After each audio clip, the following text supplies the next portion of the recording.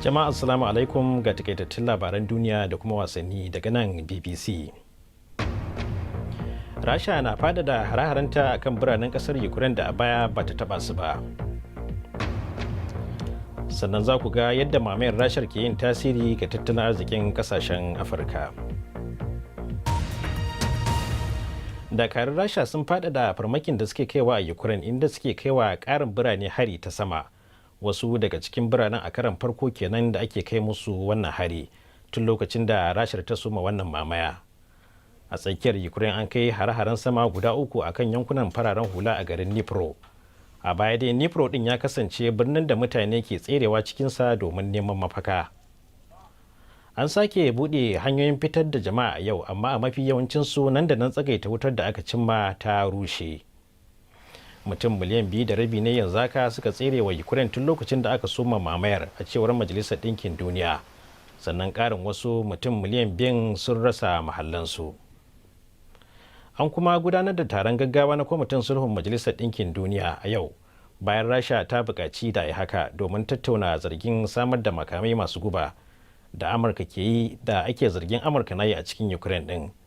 Jakadar Rasha ne dai wannan ikirari cewa akwai ɗakunan gwaje-gwajen kimiyya a Ukraine da ake amfani da su wajen ƙirƙirar makamai masu guba, amma ba tare da ya gabatar da wata hujja ba. Wakiliyar Amurka dai ta ce ikirarin ba gaskiya ba ne, kuma ta ce Rasha ce ke ƙoƙarin fakewa da hakan domin ta yi amfani da irin waɗannan makamai. Shi ma shugaba Zelensky na Ukraine ya mai da martani game da wannan ikirari. Меня это очень беспокоит, потому что не единожды мы убеждались уже. Wannan na sa mini damuwa sosai, saboda mun yarda cewa idan kana son ka san sirrin Rasha, to ka kalli abin da Rasha take zargin wasu da aikatawa. Что еще вы нам приготовили? Me kuma kuka shirya mana? Ina za ku kai hari da makamanku masu guba? A asibitin haihuwa na Mariupol ko a cocin Kharkiv? A asibitin yara na Okmandit? To ma'aikatar tsaron Birtaniya ta ce sojojin ƙasa na Rasha na samun ci gaba amma takaitacce, amma ta ce nan ba da jimawa ba ne za su sake kai sabbin hare-hare ko kuma farmaki. Ministan tsaron Rasha dai na cewa farmakin sojojin ƙasar su na tafiya kamar yadda aka tsara. Ga Haruna Ibrahim Kakangi da fassarar wakilin BBC James Waterhouse. Kafin yanzu, Dnipro bai ɗanɗani mamayar Rasha ba, amma hakan ya ƙare. Wannan ya biyo bayan jiniyar an karasuwa game da harin sama. An kai hare-haren sama guda uku a cewar hukumomi, inda suka lalata wata masana'antar takalma da ginin gidaje da kuma makarantar nazare. Rasha na faɗaɗa harinta. Abubuwan fashewa sun haska Lusk da ke arewa maso yamma, inda akalla mutane 4 suka mutu, da kuma Ivano-Frankivsk a kudu maso yamma. Dukkaninsu hare-hare ne masu muhimmanci akan wani sansanin sojin sama, in ji Moscow. An tuna da jerin gwanon motocin Rashan nan mai tsawon mil 40 arewa maso yammacin Kyiv. Tsawon kwanaki ya makale, amma kamar yadda wasu sabbin hotunan tauraron dan adam suka nuna, ana jin an raba dubban motocin yakin da dakaru sun tafi tare da manyan bindigogin atilari zuwa kewayen garuruwa. Abinda kuma shugabannin sojin Ukraine ke tunanin hakan na nufin Rasha na shirin kai gagarumin hari akan Kyiv. Da safiyar yau din nan an kai hari da makami mai linzami a gabacin birnin. Mutane 6 sun ji rauni bayan wannan harin na Barishevka. Ga waɗanda za su iya, sun ci gaba da ƙoƙarin tserewa fada a babban birnin.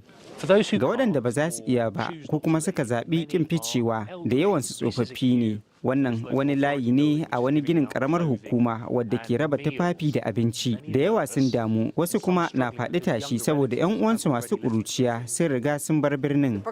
Da yake yanzu mun karɓi fanshan mu, za mu iya sayan abinci, amma ba shakka taimako ne mai kyau, musamman ga tsofaffi. A Kharkiv, wanda ke ci gaba da fuskantar lugudan wuta, mutane na samun mafaka a tashar jiragen ƙasa. A ko'ina a Ukraine an kwashe dubun dubatar mutane sakamakon tsagaita wutar wucin gadi, fatan kuma ƙarin wasu su bi su. Za mu buɗe hanyoyin fitar jama'a, za su yi aiki akan waɗannan hanyoyin daga Mariupol da yankin Donetsk zuwa birnin Zaporizhia. Za a share hanyar ta kuma kasance mai kariya daga nakiyoyi. Jerin bas-bas dauke da kayan agaji za su tashi daga Zaporizhia zuwa Mariupol. Muna fatan cewa hanyar za ta yi aiki a yau.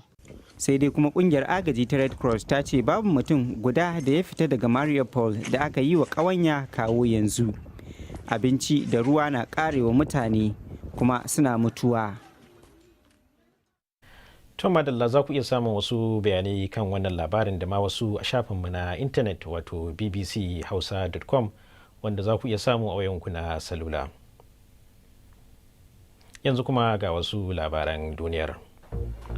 Shekaru biyu kenan tun daga ranar da hukumar lafiya ta duniya ta ayyana cutar corona da ta barke a duniya a matsayin annoba. Wata cuta da ke yaduwa a kasashe daban-daban a lokaci guda. Mutum fiye da miliyan 6 ne aka ba da rahoton cewa sun mutu daga cutar coronar. Ko da yake wani sabon bincike da aka wallafa a mujallar kiwon lafiya ta The Lancet ya ce alkalman ka iya zarta hakan fiye da sau 3. Mamayar da Rasha ke yi a Ukraine ta soma yin illa ga tattalin arziki a fadin duniya musamman ma a nahiyar Afirka. Rashar da Ukraine su ne manyan kasashen da suka fi fitar da alkama da kuma masara a duniya. Kuma kashi 40 cikin 100 na abin da suke fitarwar na isa ne zuwa nahiyar Afirkar. Ita ma nahiyar Afirka dai na fuskantar matsala wajen sayarwa Rasha da Ukraine irin kayayyakin da take samarwa a yanzu. Ga Ahmad Abba Abdullahi da fassarar rahoton Emmanuel Igunza. Akwai tazarar dubban kilomita tsakanin nan da fagen dagar Ukraine. To amma ana jin tasirin yakin sosai a nan tsaunukan Muranga na Kenya. Kasar na gaba-gaba wajen sayarwa Rasha da Ukraine ganyen shayi. A 2020 cinikin da ta yi da kasashen biyu ya kai dala miliyan 50. Manoma irin su Samuel Muciri sun damu game da makomar sana'arsu bayan bunƙasar cinikayya tsakaninsu da Rasha. Mun damu sosai. Bara mun fuskanci matsaloli wajen fitar da ganyen shayi zuwa waje saboda corona. Yanzu kuma ban san abin da za mu iya yi ba saboda yakin Ukraine. Ko mu sayar da gonanmu ne mu bar nan, mu sallama dukkan ma'aikatanmu. Ba mu san makomarmu ba. Muna buƙatar ƙasashe su tsoma baki. Ganin cewa babu jirgin zuwa Rasha ko Ukraine, ganyen shayin Samuel na barin gonarsa ba da tabbacin za a sai da shi ba.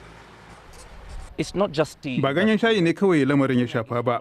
Kenya na ɗaya daga cikin ƙasashen da ke kan gaba wajen sai da furanni a duniya. Kuma Rasha da Ukraine manyan kwastoma ne a nan. Gonakin noma fure irin wannan sun damu game da makomarsu. A bara Kenya ce ƙasa ta 3 wajen sayarwa Rasha furanni. Masana'antar na cikin murmurewa daga mummunan tasirin annobar corona. To amma yanzu yakin Ukraine na neman mai da hannun agogo baya. In ji kungiyoyin kasuwanci, akwai yiwuwar Kenya za ta yi asarar kusan dala miliyan 100 a shekara. Masana'antu na jin jiki saboda wannan bala'in bazata da ɗan adam ya janyo. Ana kai kashi 15 cikin 100 na abin da Kenya ke samarwa zuwa wannan shiyar Turai. Kuma ba manoman Kenya ne kawai lamarin ya shafa ba. Manoman Colombia da Ecuador ma na kai hajarsu a Ukraine da Rasha.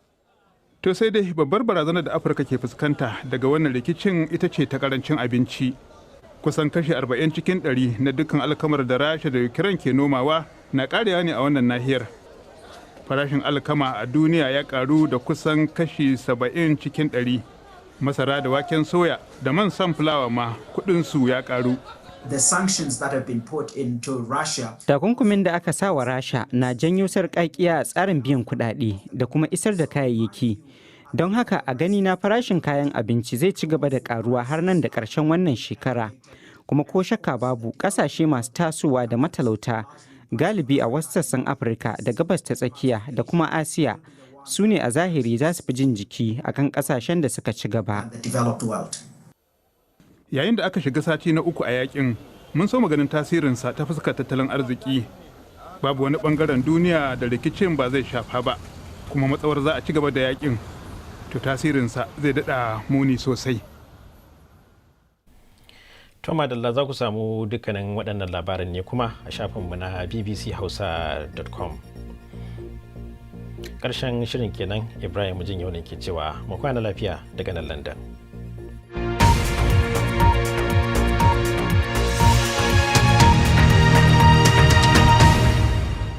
Thank you.